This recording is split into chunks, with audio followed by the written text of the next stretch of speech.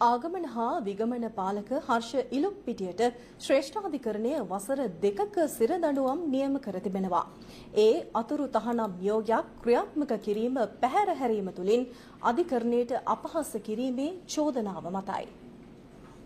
අධිකරණයට අපහාස කළේ යැයි චෝදනා ලබා සිටි ආගමන හා විගමන පාලක හර්ෂ ඉලුක්පිටියට ශ්‍රේෂ්ඨාධිකරණය විසින් වසර 2ක සිර දඬුවම් නියම කර තිබෙනවා. ජනක්ද සිල්වා, අර්ජුන ඔබේසේකර යන විනිසුරුවරුන්ගේ එකඟත්වය ඇතිව ශ්‍රේෂ්ඨාධිකරණ විනිසුරු යසන්ත කෝතාගොඩ විසින් මෙම තීන්දුව ලබා දුන්නා. මෙම ක්‍රියාව තුළින් වගඋත්තරකාර හර්ෂ ඉලුක්පිටිය අධිකරණයට බරපතල අපහාසයක් සිදු කර තිබෙන බවත් තීන්දුව ප්‍රකාශයට පත් කරමින් විනිසුරුවරයා සඳහන් කළා. ඉකුත් රජය සමයේ විද්‍යුත් වීසා නිකුත් කිරීමේ කටයුතු පෞද්ගලික සමාගම් දෙකකට පැවරීමට අමාත්‍ය මණ්ඩලය විසින් ගනු ලැබූ තීරණය ක්‍රියාත්මක කිරීම වළක්වා ළමින් අතුරු තහනම් නියෝගයක් නිකුත් කිරීමෙන් අනතුරුව වීසා නිකුත් කිරීමේ පැරණි ක්‍රමවේදය යලි ක්‍රියාවට නංවන ලෙස ශ්‍රේෂ්ඨාධිකරණය විසින් ආගමන හා විගමන පාලකවරයාට අතුරු තහනම් නියෝගයක් නිකුත් කර තිබුණා. එම අතුරු තහනම් නියෝගය ක්‍රියාත්මක කිරීම පැහැර හැරීම තුළින් අධිකරණයට අපහාස කළ යැයි චෝදනා කරමින් ආගමන හා විගමන පාලක හර්ෂ ඉලුක්පිටියට එරෙහිව